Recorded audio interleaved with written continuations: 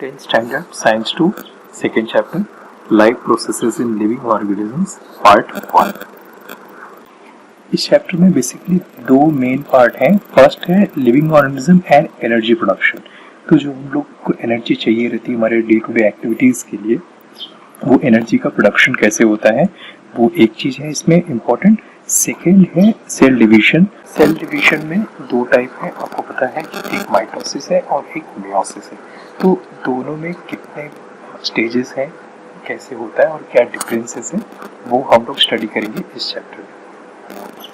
तो हम लोग अभी चैप्टर शुरू करते हैं। इसमें सबसे पहले है can you recall. Can you recall में 7 क्वेश्चंस है।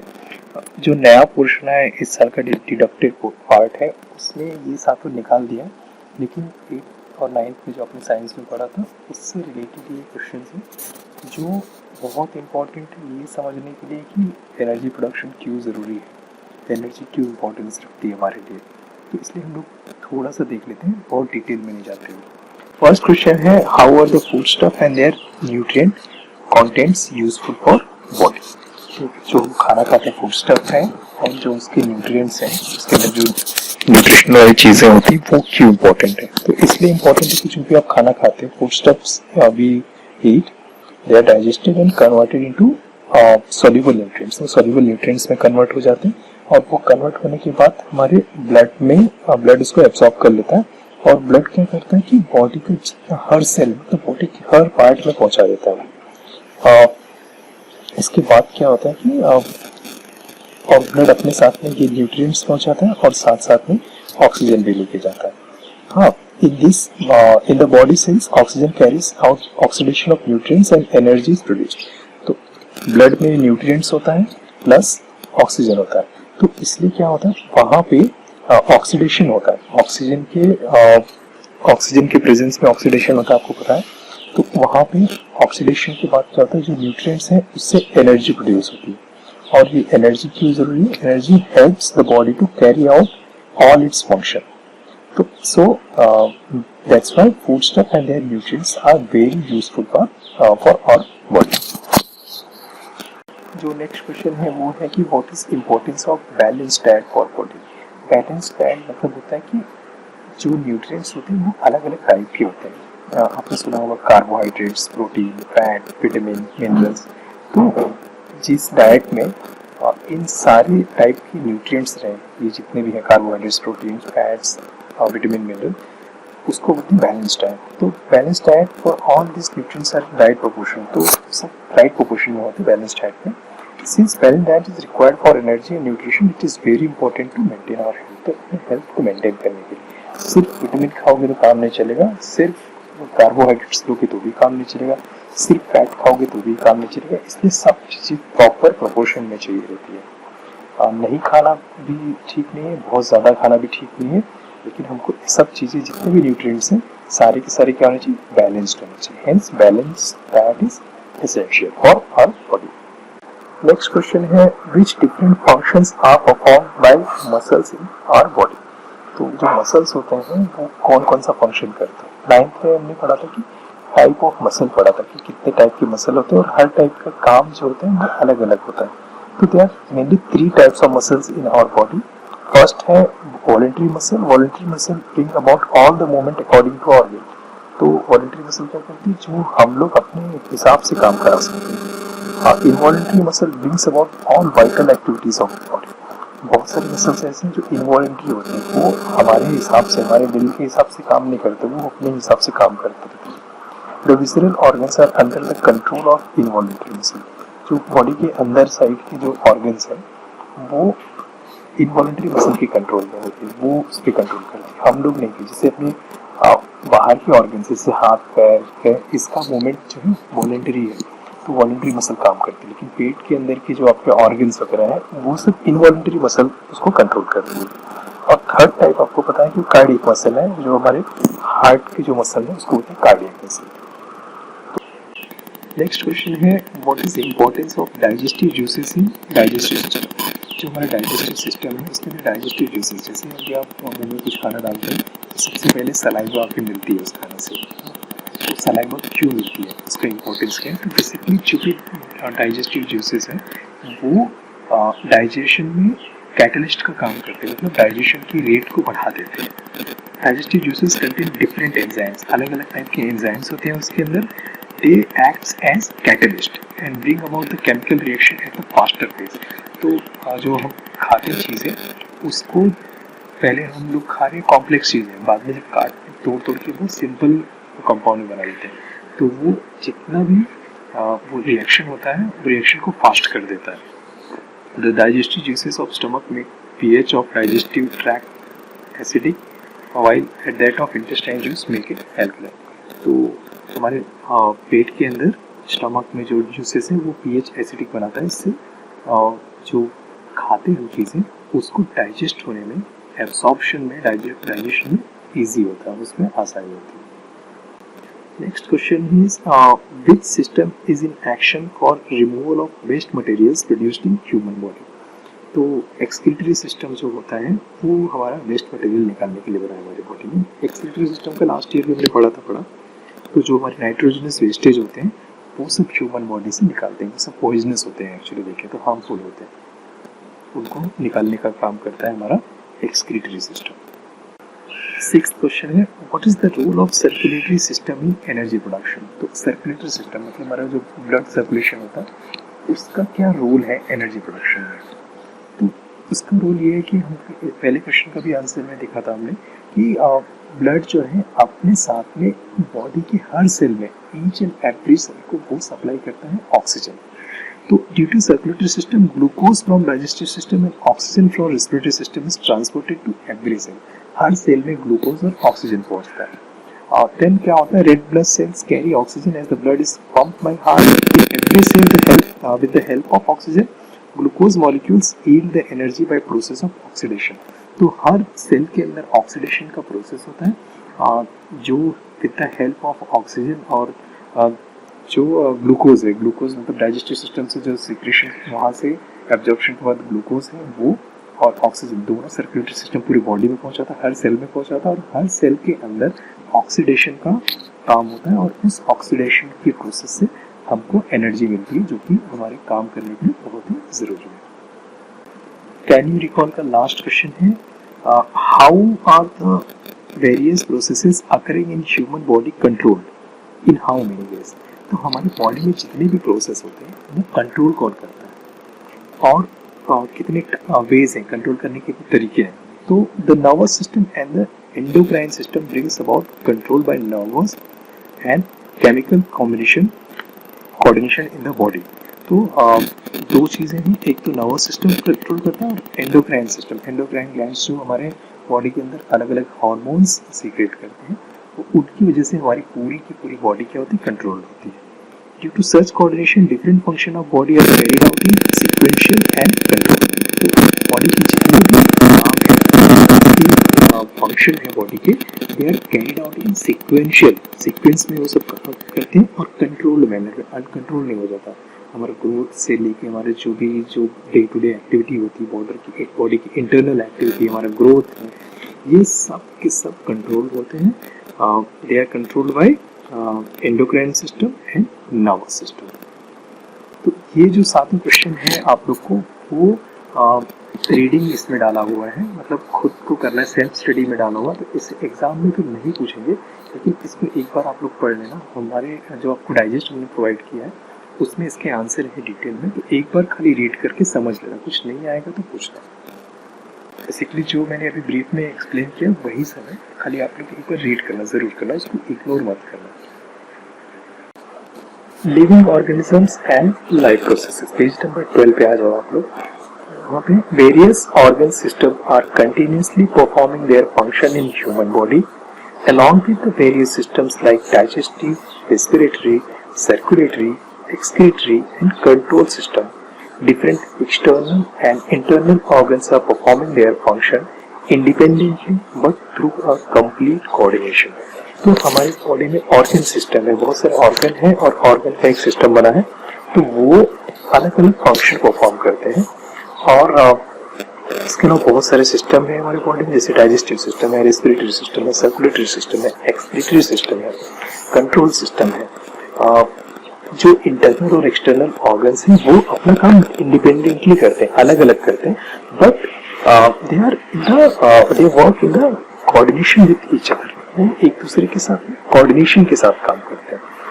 मतलब ऐसा नहीं कि आपकी बॉडी में कुछ भी अपने आप होता रहेगा, हर ऑर्गन एक दूसरे के साथ में काम करता है, मिलकर काम करता है। This overall system is in action in more और less same way in all organisms. लगभग सारे ऑर्गेनिज्म में ऐसा ही होता है कि बहुत सारे ऑर्गन हैं और बहुत सारे ऑर्गन्स एक दूसरे की कोऑर्डिनेशन में काम करते हैं। Those are in need of continuous source of energy for this purpose. तो उसके लिए क्या चाहिए? कंटिन्यूस एनर्जी चाहिए। ये जो काम कर रहे हैं इसके लिए एनर्जी चाहिए रहता है। Carbohydrates, fats and lipids are the main source of this energy and it is harvested by the mitochondria present in each cell. तो जो कार्बोहाइड्रेट, फैट, लिपिड बहुत सी चीजें हैं वो ये न्यूट्रिएंट्स हैं अलग अलग टाइप के, वो सोर्स ऑफ एनर्जी है। ये कहाँ पे रहती है? जो हमारा सेल, हमारा बॉडी आपको पता है कि सेल से बना हुआ है, तो हर सेल मतलब एक छोटे से छोटे सेल के अंदर माइटोकॉन्ड्रिया होता है। हर सेल में माइटोकॉन्ड्रिया होता है। माइटोकॉन्ड्रिया को बोलते हैं पावर हाउस ऑफ सेल, मतलब सेल का पावर हाउस, वहाँ पे सारी एनर्जी स्टोर होती है। It is not like that only foodstuff is sufficient for energy production, but oxygen is also necessary. तो सिर्फ खाना खाने से कुछ नहीं होता है, हमारी बॉडी को ऑक्सीजन भी चाहिए होता है। ऑक्सीजन हम आपको पता है कि हम रेस्पिरेशन के थ्रू लेते हैं बॉडी के अंदर, तो वो क्या करता है, हम लोग कैन यू रिकॉल में पढ़ा कि ऑक्सीजन पूरी बॉडी के ईच एंड एवरी सेल में जाता है और वहाँ पे ऑक्सीडेशन करता है और ग्लूकोज के साथ मिलकर और उस प्रोसेस में एनर्जी प्रोड्यूस करता है। All these that is foodstuff and oxygen are transported up to cell via circulatory system. तो ये सारी चीजें सर्कुलेशन इसका होता है पूरी बॉडी में। ब्लड सिस्टम, ब्लड के साथ में ब्लड के साथ ऑक्सीजन भी जाता है और ये जो आपने खाना खाया है और वो उसका जो ग्लूकोज बना है, ग्लूकोज और ऑक्सीजन दोनों ब्लड के थ्रू पूरे बॉडी के ईच एंड एवरी सेल में जाता है। Besides, it is coordinated by the control system of our body, that is life process contribution in its own way in process of energy production. Functioning of all these life processes also requires the energy. तो इसके अलावा भी दूसरे काम होते हैं, जैसे ये इसको कंट्रोल करता है, ये जो प्रोसेस है उसको कंट्रोल करता है, कंट्रोल सिस्टम है बॉडी में। तो बॉडी में जितने भी ऑर्गन हैं, जितनी भी चीजें हैं, उन सबको एनर्जी चाहिए रहती है। Human and other animals consume the fruits and vegetable, plants are autotrophs, they prepare their own food. तो ये अपने 9th 8th में पढ़ते आए हो कि जो प्लांट्स हैं उनको बोलते हैं ऑटोट्रॉप्स। वो अपना खाना खुद बनाते हैं।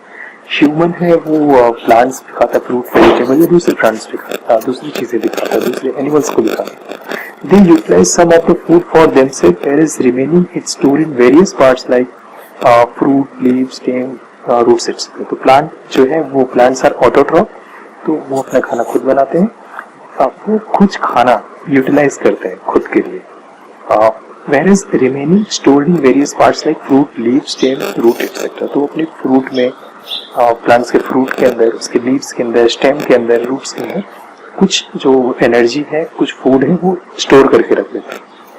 We consume all these various plants material and obtain different nutrients like carbohydrates, fat, protein, vitamin, mineral etc. तो हम प्लांट्स के जो अलग अलग टाइप के प्लांट्स खाते हैं और उससे क्या मिलता है हमें? प्लांट्स वेजिटेबल खाने से, फ्रूट्स से vitamin, protein, minerals, carbohydrate, fats, ये सब हमको मिलता है। Which food material we consume to obtain these nutrients? तो हम लोग क्या क्या खाते हैं किस चीज के लिए? तो अभी यहाँ पे थोड़ा सा एग्जांपल थे। We obtain the carbohydrates from milk, fruits, dairy, cane, sugar, vegetable, potato, sweet meat, and cereals like wheat, maize, ragi, jowar, millet, rice etc. तो ये सब चीजें हम लोग खाते हैं, इससे हमको कार्बोहाइड्रेट्स मिलते हैं। इसलिए सबसे ज्यादा हमारी जो एनर्जी का नीड होता है वो कार्बोहाइड्रेट से फुलफिल होता है। We get 4 kilo calorie energy per gram of carbohydrate. 1 gram carbohydrate में 4 किलो कैलोरी एनर्जी मिलती है। Let us study the way by which this energy is obtained. अभी हम इस चैप्टर में पढ़ेंगे कि ये एनर्जी मिलती है वो बेसिकली कैसे मिलती है। नेक्स्ट है many players are seen consuming some food stuff during break of the game. जब आप क्रिकेट मैच भी देखते हो, आईपीएल वगैरह या कोई दूसरा फुटबॉल वगैरह देखते हो, कबड्डी देखते हो, तो कभी जो ब्रेक होता है तो लोग कुछ ना कुछ खाते हैं, केला वगैरह या दूसरी चीजें आते हैं वो लोग खा लेते हैं। क्यों खाते रहते हैं ऐसे? Why many may be the players consuming this food stuff, तो एनर्जी के लिए चाहिए रहता है बेसिकली। और ग्लूकोज वगैरह पीते हैं क्योंकि उससे इंस्टेंट एनर्जी मिलती है। तो हमको इससे ये मालूम चला कि हम सब जो भी खाते पीते हैं वो टेस्ट के लिए तो आपको सब खाते हैं, लेकिन टेस्ट से भी ज्यादा जरूरी है हमको एनर्जी मिलना चाहिए। एनर्जी क्यों चाहिए? कि हमारे जितने भी ऑर्गन्स है बॉडी में वो सबको अपना फंक्शन करने के लिए, अपना काम करने के लिए एनर्जी चाहिए रहता है।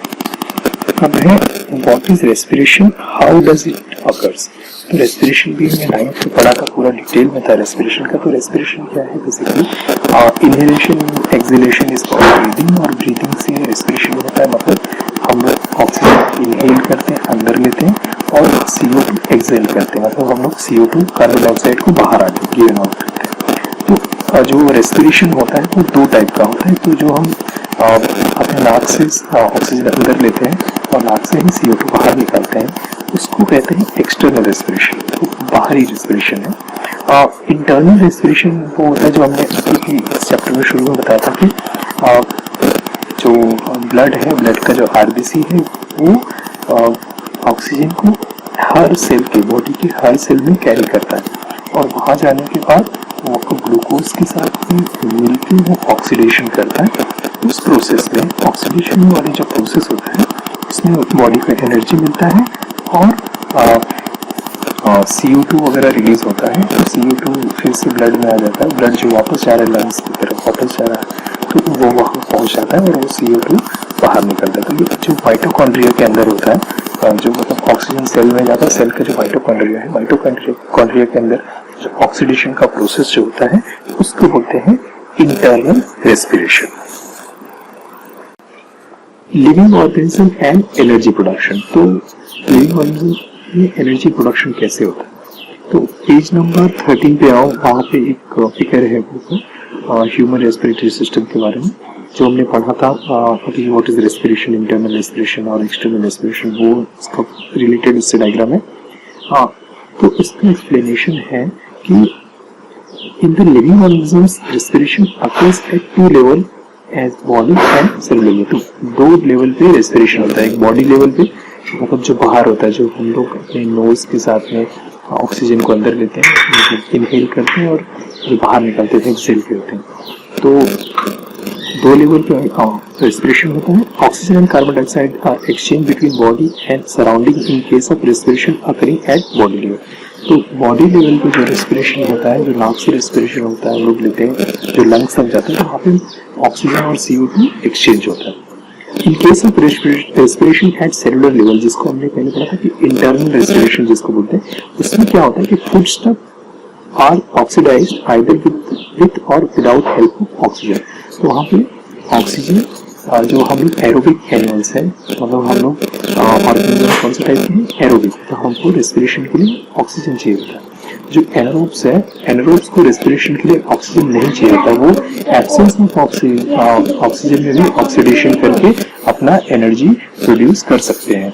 तो बेसिकली जो ये है कि 2 टाइप का रेस्पिरेशन है, एक है बॉडी लेवल पे जो एक्सटर्नल रेस्पिरेशन बोलते हैं, सेकेंड है सेलुलर लेवल पे, सेलुलर लेवल को इंटरनल रेस्पिरेशन बोलते हैं। तो जो इंटरनल रेस्पिरेशन होता है उसमें ऑक्सीडेशन के प्रोसेस से हम लोग अपना एनर्जी बनाते हैं। हम लोग जो भी ऑर्गेनिजम्स है वो अब एनर्जी फॉर्म करते हैं वहाँ पे। फिर से उसके नीचे है कैन यू रिकॉल, उसमें फर्स्ट क्वेश्चन है how many atoms of C, H and O are respectively present in the molecule of glucose.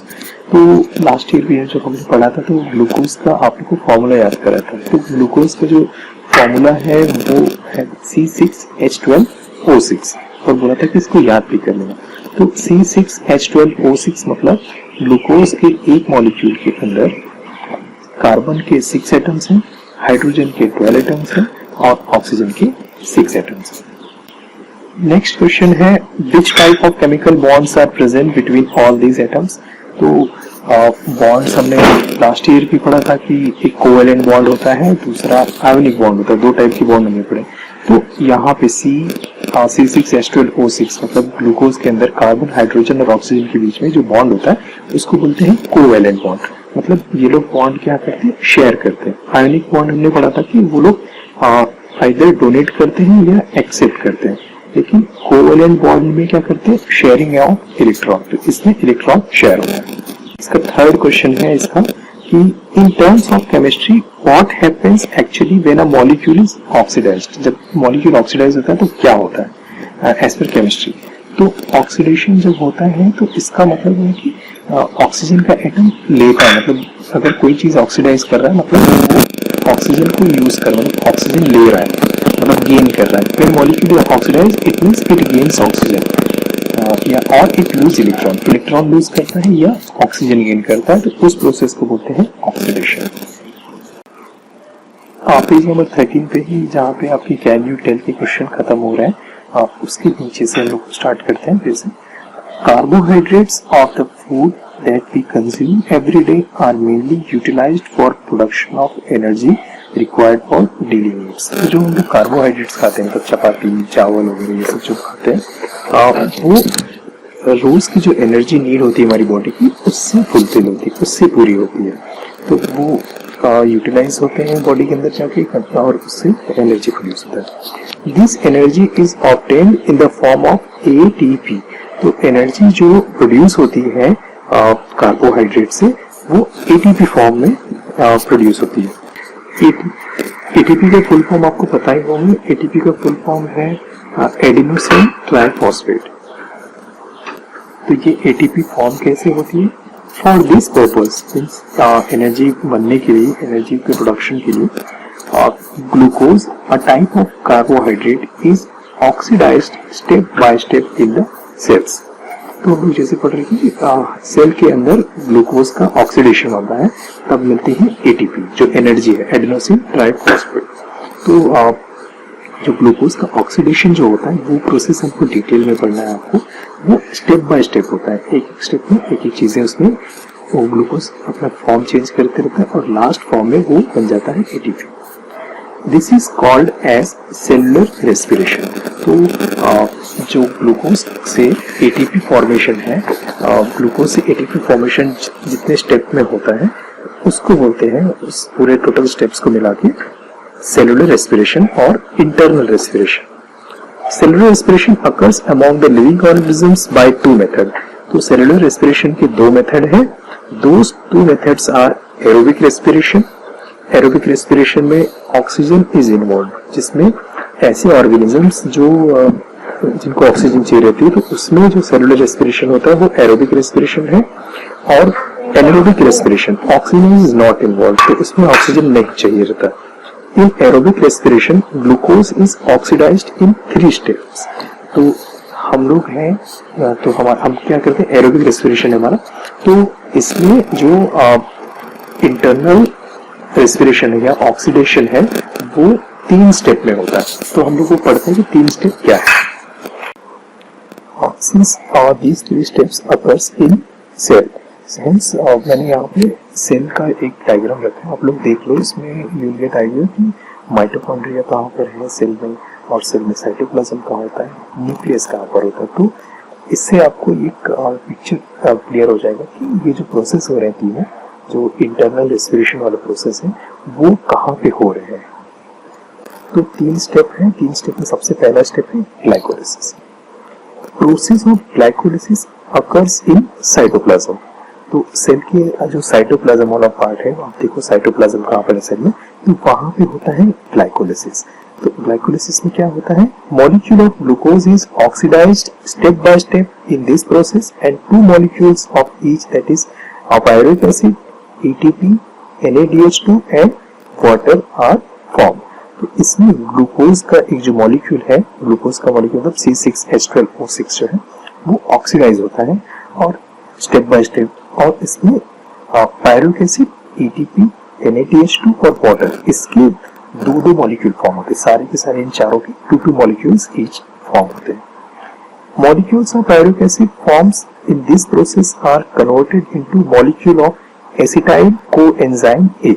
जो पायरुविक एसिड का जो मॉलिक्यूल है वो क्या होता है, वो कन्वर्ट होता है किसमें, नेक्स्ट स्टेप में एसिटाइल कोएंजाइम ए में।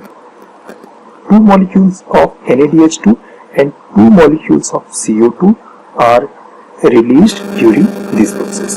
तो इस प्रोसेस के मतलब ये जो प्रोसेस होता रहता है, तो उस प्रोसेस में NADH2 के 2 मॉलिक्यूल और CO2 के मॉलिक्यूल CO2 के 2 मॉलिक्यूल ये इस प्रोसेस में रिलीज होते हैं। तो आप स्टेप समझ लो, सबसे पहले ग्लाइकोलाइसिस में क्या होता है, ग्लूकोज है, ग्लूकोज का ऑक्सीडेशन होता है, उसके ऑक्सीडेशन में pyruvic acid, ATP, NADH2 and water form होता है। नेक्स्ट स्टेप में क्या होता है, जो पायरुविक एसिड है वो अगले प्रोसेस में, अगले स्टेप में कन्वर्ट हो जाता है एसिटाइल कोएंजाइम ए में, और एसिटाइल कोएंजाइम ए में जब वो कन्वर्ट होता है तो उस प्रोसेस में 2 मॉलिक्यूल NADH2 का और 2 मॉलिक्यूल CO2 का रिलीज होता है। सेकेंड स्टेप जो है वो है ट्राई कार्बोक्सिलिक एसिड साइकिल। तो both molecule of acetyl coenzyme A enter the mitochondria. तो फर्स्ट स्टेप में आपको मिला था एसिटाइल कोएंजाइम ए, तो वो जो दोनों मॉलिक्यूल हैं एसिटाइल कोएंजाइम ए के, they both enter the mitochondria. पहले वो लोग थे कहाँ पर, साइटोप्लाज्म में, साइटोप्लाज्म में से वो जा रहे हैं माइटोकॉन्ड्रिया में। Cyclic chain of reactions called as tri carboxylic acid cycle is operated on it in the mitochondria. तो इसके बाद जो एसिटाइल कोएंजाइम ए है उसके ऊपर ये साइक्लिक चेन ऑफ रिएक्शन, मतलब एक साइकिल की जैसे चेन ऑफ रिएक्शन है, बहुत सारे मतलब एक के बाद एक ऐसे बहुत सारे रिएक्शंस होते हैं, वो चेन फॉर्म में होते हैं, hence they are called as the tri carboxylic acid cycle. और ये प्रोसेस होता है माइटोकॉन्ड्रिया के अंदर। Acetyl part of acetyl coenzyme A is completely oxidised through this cyclic process and molecule of CO2, H2O, NADH2, FADH2 are derived। तो इसमें जो acetyl coenzyme ए का एसिटाइल पार्ट है वो पूरी तरह से ऑक्सीडाइज हो जाता है, और ऑक्सीडाइज होने के बाद फिर से मिलता है carbon dioxide, H2O, NADH2 and FADH2। Now third step is electron transfer chain reaction। तो ये जो इलेक्ट्रॉन ट्रांसफर चेन रिएक्शन होता है वो होता है माइटोकॉन्ड्रिया के अंदर। तो हमने देखा कि फर्स्ट ग्लाइकोलाइसिस से हमको जो एंड प्रोडक्ट मिला था, हमको हमारे काम का एसिटाइल कोएंजाइम ए था। सेकेंड स्टेप में एसिटाइल कोएंजाइम फिर से ब्रेक हुआ, फिर से ऑक्सीडाइज हुआ, फिर हमें मिला CO2, H2O, NADH2 और FADH2। तो अब थर्ड में इलेक्ट्रॉन ट्रांसफर चेन रिएक्शन में क्या होता है, molecules of NADH2 and FADH2 forms during all the above process. मतलब ऊपर के जो प्रोसेसेस में जितने भी NADH2 और FADH2 आपको मिले हुए हैं, participate in electron transfer chain reaction. तो वो इलेक्ट्रॉन ट्रांसफर चेन रिएक्शन में पार्टिसिपेट करते हैं। Due to this 3 molecule of ATP are obtained from each NADH2 molecule and 2 molecule of ATP from each FADH2 molecule. तो हर NADH2 molecule से 3 molecule of ATP मिलता है और ईच FADH2 मॉलिक्यूल से 2 मॉलिक्यूल ऑफ ATP मिलता है। Besides ATP, water molecules are also formed in this reaction। तो यहाँ पे जब साइक्लिक रिएक्शन होता है, जब इलेक्ट्रॉन ट्रांसफर चेन रिएक्शन होता है, तब उसमें ATP मॉलिक्यूल मिलता है। ATP मॉलिक्यूल कितना मिलता है, हर NADH2 से 3 मॉलिक्यूल ऑफ ATP मिलता है, और एवरी FADH2 से 2 मॉलिक्यूल ऑफ ATP मिलता है। और इसके अलावा besides that water molecules are also formed in this reaction. Electron transfer chain reaction is operated in the mitochondria only. तो ये जो पूरा का पूरा इलेक्ट्रॉन ट्रांसफर चेन रिएक्शन है, ये पूरा का पूरा रिएक्शन जो है वो माइटोकॉन्ड्रिया में ही होता है। Thus, a molecule of glucose is completely oxidized in aerobic respiration, and molecule of CO2 and H2 are produced along with the energy। तो एनर्जी मतलब ATP के साथ में वाटर मॉलिक्यूल और CO2 कार्बन डाइऑक्साइड मॉलिक्यूल ये भी release होते हैं। कब, कौन से प्रोसेस में, जब एनर्जी बॉडी प्रोड्यूस करती है उस प्रोसेस में। तो ये जो ऊपर के भी 3 स्टेप्स पढ़े वो उस कंडीशन में है जब ग्लूकोज हो, मतलब जब कार्बोहाइड्रेट्स का ऑक्सीडेशन हो रहा है। If there is insufficient amount of carbohydrates in the body due to exceptional conditions like fasting and hunger, then lipids and proteins are used for energy production. तब अगर समझो आपको खाना खाने को नहीं मिला, अगर आपका फास्ट है किसी दिन में, तो अपनी बॉडी को एनर्जी तो चाहिए रहेगी काम करने के लिए। तो वो एनर्जी कहाँ से मिलती है? वो मिलती है लिपिड्स और प्रोटीन से। नहीं तो जनरली किससे मिलती है? कार्बोहाइड्रेट से, जो आप खाते हो रोज उससे मिलता है। वो उससे ग्लूकोज मिलता है, फिर ग्लूकोज ग्लाइकोलिसिस प्रोसेस में पायरुविक एसिड और ये सब जो एसिटाइल कोएंजाइम और क्रेब्स साइकिल के थ्रू जाता है और सब चीज़ें मिलती है। तो लेकिन जब खाना नहीं खाते हो तो अपने बॉडी में जो लिपिड और प्रोटीन्स ऑलरेडी स्टोर्ड होते हैं उससे एनर्जी मिलती है। In case of lipids they are converted into fatty acids whereas proteins into amino acids. तो लिपिड्स अगर हैं तो लिपिड्स पहले फैटी एसिड में कन्वर्ट होगा, और प्रोटीन अगर है, प्रोटीन से एनर्जी मिलना है तो प्रोटीन पहले अमीनो एसिड में कन्वर्ट होगा। Fatty acids and amino acids are converted into acetyl coenzyme A and energy is obtained through complete oxidation of acetyl coenzyme A by the process of Krebs cycle in the mitochondria. तो Krebs cycle में आने के बाद, Krebs cycle मतलब acetyl coenzyme के बाद, acetyl coenzyme आने के बाद Krebs cycle में जाएगा, और Krebs cycle के बाद वाटर कार्बन डाइऑक्साइड के साथ साथ में जो हमको मेन चीज मिलेगी वो हमको मिलती है एनर्जी।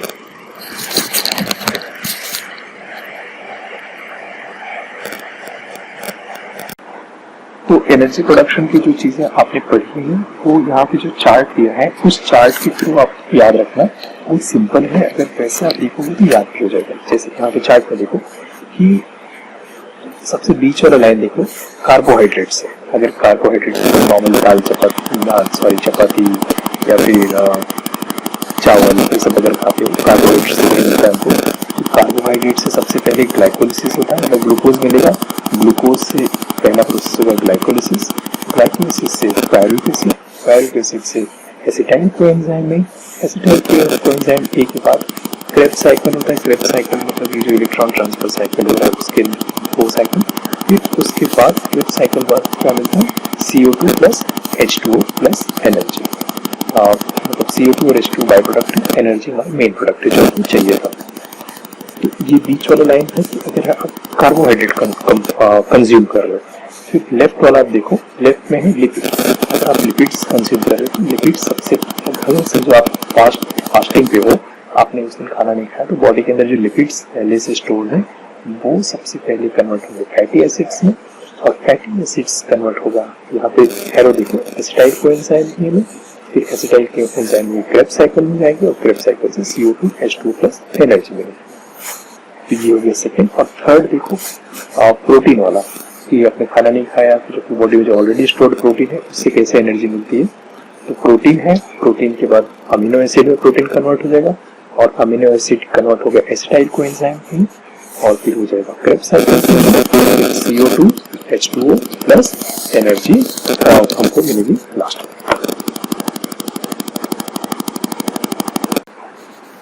अब आज का लेक्चर यहीं पे स्टॉप करते हैं, फिर अगले लेक्चर में ATP क्या होती है, और ATP के अलावा फिर हम क्रेब्स साइकिल के बारे में थोड़ा पढ़ेंगे कि जो हैंस क्रेब थे वो साइंटिस्ट उन्होंने कैसे किया, उसका नाम कैसे क्रेब्स साइकिल था। फिर इसके बाद जो एनर्जी प्रोडक्शन होता है in case of anaerobic respiration, ये जो हमने पढ़ा वो एरोबिक रेस्पिरेशन के थ्रू में, मतलब हम जैसे ऑर्गेनिज्म जो हम ऑक्सीजन लेते हैं रेस्पिरेशन के लिए, तो जो उनको ऑक्सीजन नहीं चाहिए रहता है वो एनारोब्स होते हैं। तो एनारोब्स कैसे अपना एनर्जी प्रोड्यूस करते हैं वो हम लोग नेक्स्ट लेक्चर में पढ़ेंगे। इसके अलावा हम लोग पढ़ेंगे सेल डिवीजन वाला स्टार्ट कर देंगे हम लोग, सेल डिवीजन की जो माइटोसिस और मियोसिस वाला प्रोसेस है वो भी हम लोग देख लेंगे।